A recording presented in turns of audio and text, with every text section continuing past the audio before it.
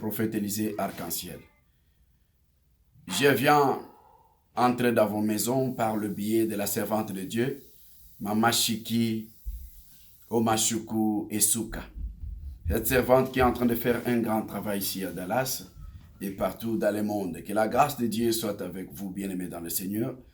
Et nous a donné l'occasion d'entrer dans sa chaîne YouTube et de partager avec vous ces messages sur la délivrance, sur ces thèmes, les armes spirituelles pour les combats spirituels. Bien-aimés dans le Seigneur, quand je lis ces messages dans les livres de, si vous voulez, d'Éphésiens chapitre 6, verset 11 jusqu'au verset 18, moi, il y a quelque chose qui m'a touché, c'est quand Paul insiste, il dit, nous ne luttons pas contre le sang et la chair, mais contre les principautés de domination, les esprits impurs qui demeurent dans les airs. Quand il dit, revêtez-vous donc des armes spirituelles de Dieu, et pour tenir ferme contre les manœuvres du diable. Et puis il ajoute encore, parce que nous ne luttons pas contre le sang et la chair, mais nous luttons contre les dominations, les principautés. Donc déjà, moi, je suis très intéressé quand il dit ça. Je suis en train de vous informer que pour vous, j'ai préparé cette question auquel je dois répondre. Donc, mon intervention sera sur mes 7 questions.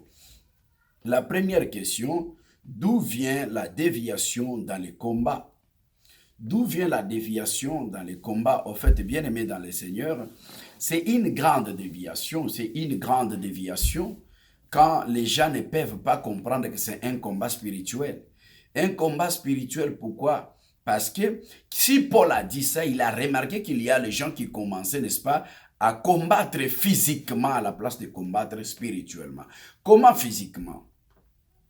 Les gens arrivent à combattre physiquement par le fait qu'ils entrent dans des maisons de gens, des prophètes par exemple, dit ton fils ici a l'esprit de la sorcellerie. La solution est laquelle? Il n'y a pas la solution spirituelle, il y a la solution physique. Il dit, prenez cet enfant, jetez dans la rue. Sinon, si elle est dans cette maison, vous ne pouvez pas réussir. Ça, c'est une déviation. De pasteurs, des prophètes, des évangélistes, des docteurs et des apôtres. C'est-à-dire, c'est une grande déviation. C'est pourquoi, bien-aimé dans le Seigneur, j'ai dit d'où vient la déviation dans les combats. La déviation dans les combats vient par la faute de connaissance, par un mauvais encadrement. Un serviteur de Dieu, bien sûr, qui a été appelé par Dieu, mais qui était mal encadré. Il peut poser des actes bizarres comme ça. Il n'y a pas que ça. Il y a toute une longue liste de choses, des déviations, mais je ne fais que donner quelques exemples. Et donc, en tant qu'un homme de Dieu, je suis parfois dans la souffrance, dans le regret de voir s'accomplir des choses bizarres comme ça dans nos milliers des églises, en fait. Que Dieu vous bénisse, qu'il ajoute l'onction sur sa parole, parce que je veux que ce message arrive avec toute puissance dans vos maisons et que ce message sauve des âmes. Soyez bénis, vraiment, au nom de Jésus. Et deuxième point, je dis, la deuxième question, j'ai dit, qui a les combats? Parce que nous sommes en train de nous revêtir des armes spirituelles pour un combat. Alors, c'est à qui ces combats-là? Non, les combats, au fait, tu as le combat, j'ai le combat. Donc, tous les hommes ont les combats. Alors, j'ai dit, quand nous identifions, quand nous découvrons que nous avons les combats, qu'est-ce que nous pouvons faire? C'est nous revêtir des armes spirituelles que Paul a dit, pour maintenant tenir ferme contre le manœuvre du diable. Je suis en train de continuer petit à petit. Troisième point, je suis en train de parler, n'est-ce pas, de quand est-ce que le combat a commencé ou ont commencé dans ta vie. Non, mais laisse-moi te dire une chose, mon frère, ma soeur. Les combats ont existé avant que tu ne viennes dans le monde. Il y a eu le combat avant que tu ne naisses. Les combats ont existé avant toi. Tu t'es retrouvé dans une famille où il y a des possessions, de destruction. Donc tu es venu entrer dans une famille qui a des problèmes.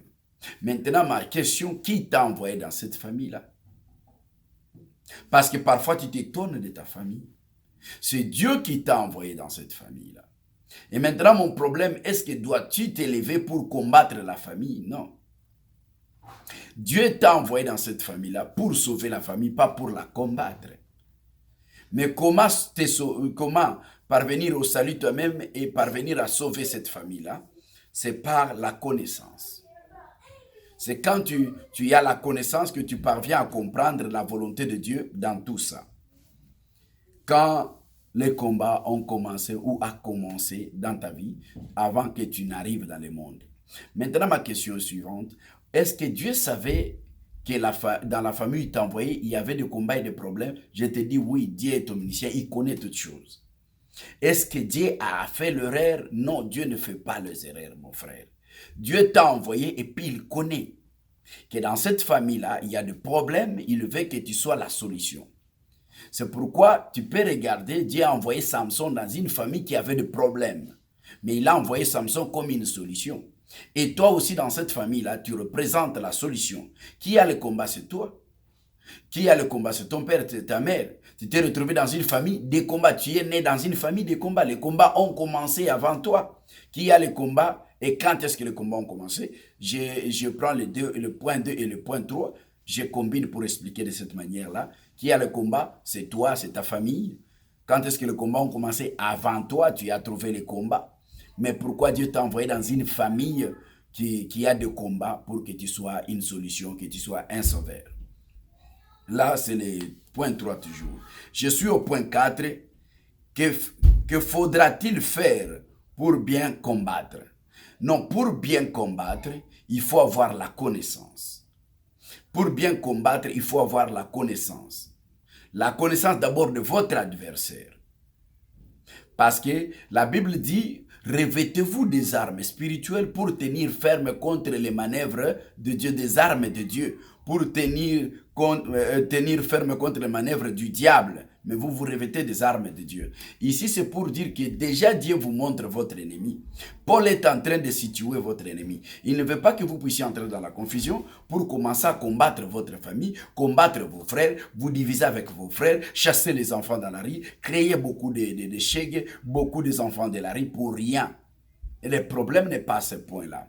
Le problème est que quand vous identifiez que votre ennemi est le diable, il a détruit cette famille avant vous, et Dieu vous a envoyé dans une famille détruite pour que vous soyez une solution. Comme il est écrit dans sa parole, crois au Seigneur, tu seras sauvé, toi et ceux de ta famille. Voilà. Et ce que faudra-t-il faire pour être, pour vaincre? Que faudra-t-il faire pour bien combattre? Pour bien combattre ou lutter spirituellement, il faut avoir la connaissance de votre adversaire d'abord, il faut avoir la puissance de Dieu, il faut avoir la vie de prière. Alors, parce que nous ne luttons pas contre le sang et la chair, il faut marcher dans la vérité. C'est pourquoi il dit, ayez dans vos reins une cuirasse de la vérité. À vos pieds, les sandales qui sont les ailes de l'évangile.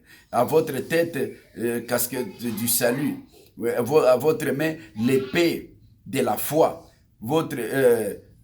L'épée qui est la parole et le bouclier de la foi. Donc, en fait, il représente ces choses pour vous montrer qu'il faut avoir la crainte de Dieu, il faut avoir la connaissance de Dieu, il faut marcher dans la crainte de Dieu, marcher dans la vérité au fait, et vous allez vaincre. Donc, voilà un peu. Je viens au point 5. Qui suis-je dans ces combats? Cinquième question. Qui suis-je dans les combats? Dans ces combats, je ne suis pas une victime.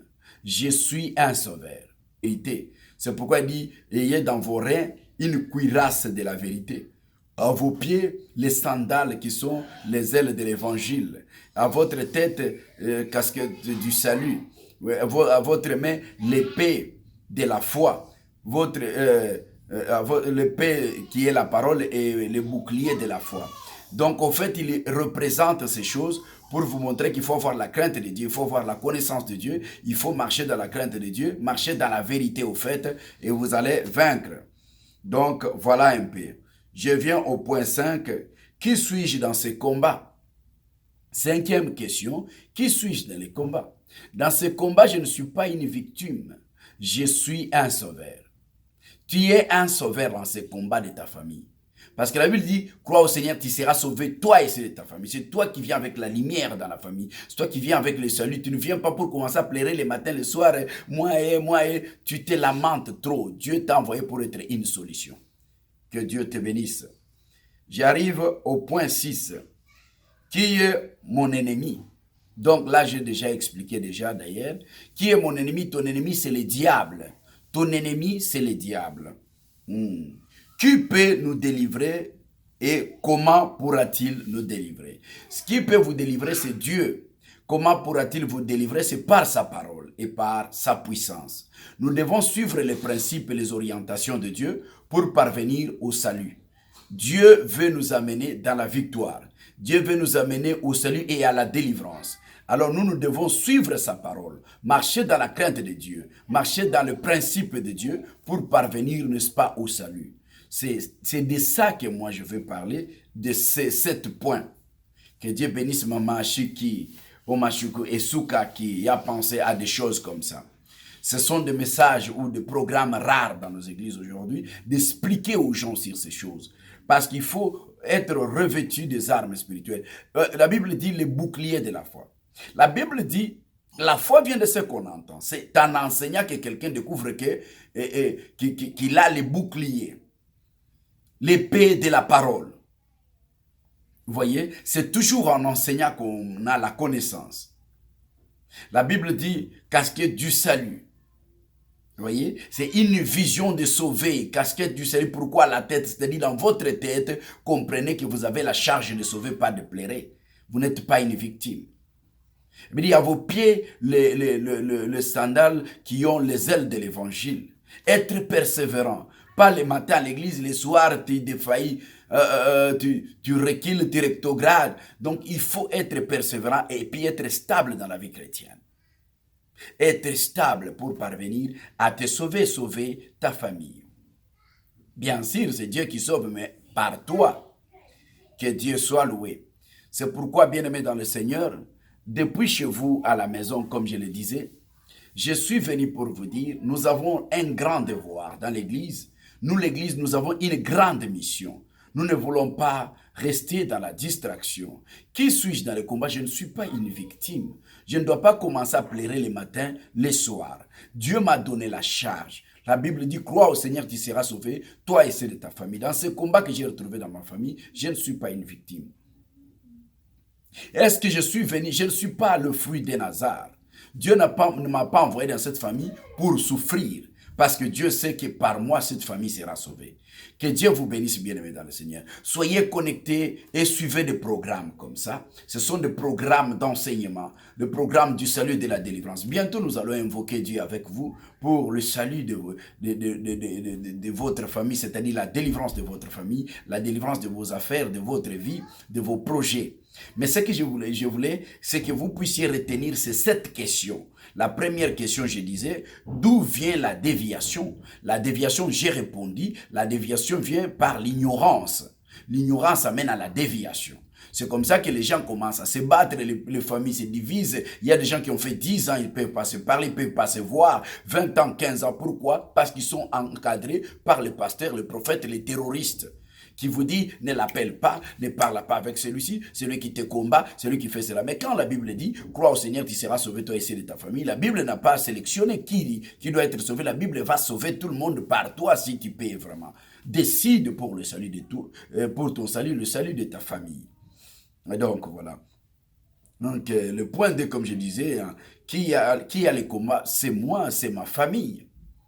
Vous voyez? Qui a le combat? Le point 3, j'ai dit, quand est-ce que les combats ont commencé ou a commencé? Avant toi, tu as trouvé les combats. Tu as trouvé les combats. Là, il y a un sous-point. Tu peux te poser la question, mais pourquoi Dieu m'a envoyé dans cette famille? J'ai dit non, mais Dieu ne fait pas l'erreur. Tu ne peux pas te faire victime parce que tu es le signe de miracle. C'est toi qui dois changer cette famille-là.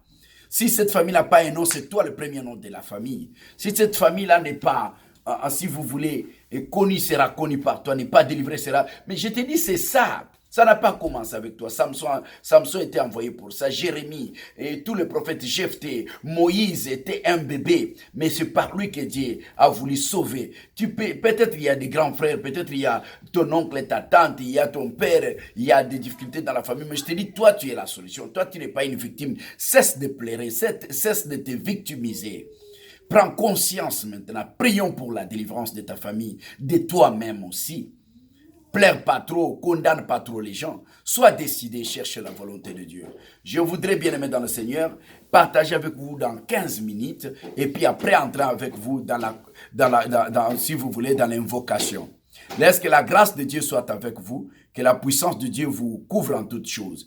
Je veux maintenant, bien aimé dans le Seigneur, entrer avec vous dans l'invocation. Veillez vraiment être concentré. Je veux prier dans 5 minutes avec vous. Éternel Dieu de gloire, toi le Dieu de toute puissance, je viens devant toi, toi le Dieu d'Abraham, d'Isaac et de Jacob.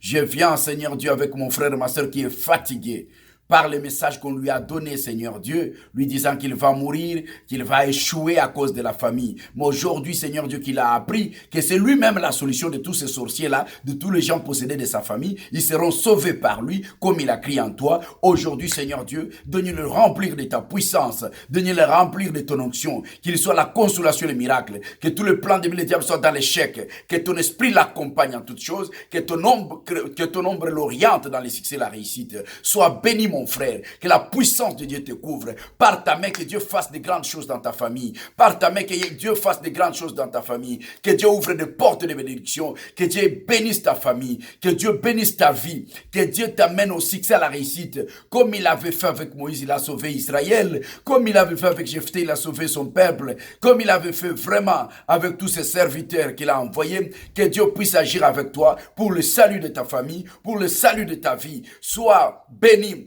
Sois rempli d'onction, toi qui crois à ces messages, toi qui crois que tu n'es pas une victime, mais tu es un homme à qui Dieu a confié une mission pour le salut des autres. Tu es un homme que Dieu a appelé pour la délivrance de ta famille. Sois béni, que la puissance de Dieu couvre ta vie, que la lumière de Dieu soit ton partage, que ton mariage puisse réussir, que ta progéniture te soit donnée, que tu puisses récupérer tout le bonheur de ta famille que les ténèbres avaient volé. J'annonce la récupération au nom de Jésus-Christ. Que Dieu vous bénisse. Maintenant, je vais prier pour tous ceux qui sont malades. Ceux qui sont malades, même si vous n'êtes pas en train de me suivre, c'est-à-dire celui qui est malade, mais toi qui n'es pas malade, crois en ce message. Prie avec moi pour que je vais invoquer Dieu pour ton frère, ta soeur qui est à l'hôpital ou qui est à la maison, qui n'a pas de moyens d'aller à l'hôpital. Je vais prier pour lui. Yahweh, en tant que ton serviteur, j'annonce la guérison et les miracles. Laisse que ton onction, Seigneur Dieu, couvre tes enfants. Que la consolation soit leur partage au nom de Jésus-Christ. J'annonce le miracle et la puissance, Seigneur Jésus-Christ. J'annonce le miracle, la puissance, la guérison. Que la guérison soit donnée à celui qui est malade maintenant. Que la guérison soit donnée à mon frère et ma soeur. Yahweh qui espère en toi. La Bible dit lorsqu'on tourne les visages, toi, on est rayonnant de joie par tes meurtrissures. Tu recules, tu rétrogrades. Donc, il faut être persévérant et puis être stable dans la vie chrétienne. Être stable pour parvenir à te sauver ta famille. Bien sûr, c'est Dieu qui sauve, mais par toi. Que Dieu soit loué. C'est pourquoi, bien-aimés dans le Seigneur, depuis chez vous à la maison, comme je le disais, je suis venu pour vous dire, nous avons un grand devoir dans l'Église. Nous, l'Église, nous avons une grande mission. Nous ne voulons pas rester dans la distraction. Qui suis-je dans le combat? Je ne suis pas une victime. Je ne dois pas commencer à pleurer les matins, les soirs. Dieu m'a donné la charge. La Bible dit, crois au Seigneur, tu seras sauvé, toi et ceux de ta famille. Dans ce combat que j'ai retrouvé dans ma famille, je ne suis pas une victime. Est-ce que je suis venu? Je ne suis pas le fruit d'un hasard. Dieu ne m'a pas envoyé dans cette famille pour souffrir. Parce que Dieu sait que par moi, cette famille sera sauvée. Que Dieu vous bénisse, bien-aimés dans le Seigneur. Soyez connectés et suivez des programmes comme ça. Ce sont des programmes d'enseignement, des programmes du salut et de la délivrance. Bientôt, nous allons invoquer Dieu avec vous pour le salut de votre famille, c'est-à-dire la délivrance de votre famille, la délivrance de vos affaires, de votre vie, de vos projets. Mais ce que je voulais, c'est que vous puissiez retenir ces 7 questions. La première question, je disais, d'où vient la déviation? La déviation, j'ai répondu, la déviation vient par l'ignorance. L'ignorance amène à la déviation. C'est comme ça que les gens commencent à se battre, les familles se divisent. Il y a des gens qui ont fait 10 ans, ils ne peuvent pas se parler, ils ne peuvent pas se voir. 20 ans, 15 ans, pourquoi? Parce qu'ils sont encadrés par le pasteur, le prophète, les terroristes qui vous dit ne l'appelle pas, ne parle pas avec celui-ci, celui qui te combat, celui qui fait cela. Mais quand la Bible dit, crois au Seigneur, tu seras sauvé toi et ceux de ta famille, la Bible n'a pas sélectionné qui doit être sauvé. La Bible va sauver tout le monde par toi si tu peux vraiment. Décide pour le salut de tout, pour ton salut, le salut de ta famille. Et donc voilà. Donc le point 2, comme je disais, hein, qui a le combat? C'est moi, c'est ma famille. Vous voyez, qui a le combat? Le point 3, j'ai dit, quand est-ce que les combats ont commencé ou a commencé? Avant toi, tu as trouvé les combats. Tu as trouvé les combats. Là, il y a un sous-point. Tu peux te poser la question, mais pourquoi Dieu m'a envoyé dans cette famille? J'ai dit non, mais Dieu ne fait pas l'erreur. Tu ne peux pas te faire victime parce que tu es le signe de miracle. C'est toi qui dois changer cette famille-là. Si cette famille n'a pas un nom, c'est toi le premier nom de la famille. Si cette famille-là n'est pas, si vous voulez, connu sera connu par toi, n'est pas délivré sera. Mais je te dis, c'est ça. Ça n'a pas commencé avec toi. Samson était envoyé pour ça. Jérémie et tous les prophètes, Jephthé, Moïse était un bébé. Mais c'est par lui que Dieu a voulu sauver. Peut-être il y a des grands frères, peut-être il y a ton oncle et ta tante, il y a ton père, il y a des difficultés dans la famille. Mais je te dis, toi, tu es la solution. Toi, tu n'es pas une victime. Cesse de pleurer, cesse de te victimiser. Prends conscience maintenant. Prions pour la délivrance de ta famille, de toi-même aussi. Plaire pas trop, condamne pas trop les gens. Sois décidé, cherche la volonté de Dieu. Je voudrais, bien aimé dans le Seigneur, partager avec vous dans 15 minutes et puis après entrer avec vous si vous voulez, dans l'invocation. Laisse que la grâce de Dieu soit avec vous, que la puissance de Dieu vous couvre en toutes choses. Je veux maintenant, bien aimé dans le Seigneur, entrer avec vous dans l'invocation. Veillez vraiment être concentré. Je veux prier dans 5 minutes avec vous. Éternel Dieu de gloire, toi le Dieu de toute puissance, je viens devant toi, toi le Dieu d'Abraham, d'Isaac et de Jacob. Je viens, Seigneur Dieu, avec mon frère et ma soeur qui est fatigué par le message qu'on lui a donné, Seigneur Dieu, lui disant qu'il va mourir, qu'il va échouer à cause de la famille. Mais aujourd'hui, Seigneur Dieu, qu'il a appris que c'est lui-même la solution de tous ces sorciers-là, de tous les gens possédés de sa famille. Ils seront sauvés par lui, comme il a crié en toi. Aujourd'hui, Seigneur Dieu, donne-le remplir de ta puissance, donne-le remplir de ton onction, qu'il soit la consolation et le miracle, que tout le plan de le diable soit dans l'échec, que ton esprit l'accompagne en toutes choses, que ton ombre l'oriente dans les succès et la réussite. Sois béni, mon frère, que la puissance de Dieu te couvre. Par ta main, que Dieu fasse de grandes choses dans ta famille. Par ta main, que Dieu fasse de grandes choses dans ta famille. Que Dieu ouvre des portes de bénédiction. Que Dieu bénisse ta famille. Que Dieu bénisse ta vie. Que Dieu t'amène au succès, à la réussite. Comme il avait fait avec Moïse, il a sauvé Israël. Comme il avait fait avec Jephthé, il a sauvé son peuple. Comme il avait fait vraiment avec tous ses serviteurs qu'il a envoyés. Que Dieu puisse agir avec toi pour le salut de ta famille, pour le salut de ta vie. Sois béni. Sois rempli d'onction, toi qui crois à ces messages, toi qui crois que tu n'es pas une victime, mais tu es un homme à qui Dieu a confié une mission pour le salut des autres. Tu es un homme que Dieu a appelé pour la délivrance de ta famille. Sois béni. Que la puissance de Dieu couvre ta vie. Que la lumière de Dieu soit ton partage. Que ton mariage puisse réussir. Que ta progéniture te soit donnée. Que tu puisses récupérer tout le bonheur de ta famille que les ténèbres avaient volé. J'annonce la récupération au nom de Jésus-Christ. Que Dieu vous bénisse. Maintenant, je vais prier pour tous ceux qui sont malades. Ceux qui sont malades, même si vous n'êtes pas en train de me suivre, c'est-à-dire celui qui est malade, mais toi qui n'es pas malade, crois en ce message. Prie avec moi pour que je vais invoquer Dieu pour ton frère, ta soeur qui est à l'hôpital ou qui est à la maison, qui n'a pas de moyens d'aller à l'hôpital. Je vais prier pour lui. Yahweh, en tant que ton serviteur, j'annonce la guérison et les miracles. Laisse que ton onction, Seigneur Dieu, couvre tes enfants. Que la consolation soit leur partage au nom de Jésus-Christ. J'annonce le miracle et la puissance, Seigneur Jésus-Christ. J'annonce le miracle, la puissance, la guérison. Que la guérison soit donnée à celui qui est malade maintenant. Que la guérison soit donnée à mon frère et ma soeur. Yahweh qui espère en toi. La Bible dit lorsqu'on tourne les visages, toi, on est rayonnant de joie par tes meurtres.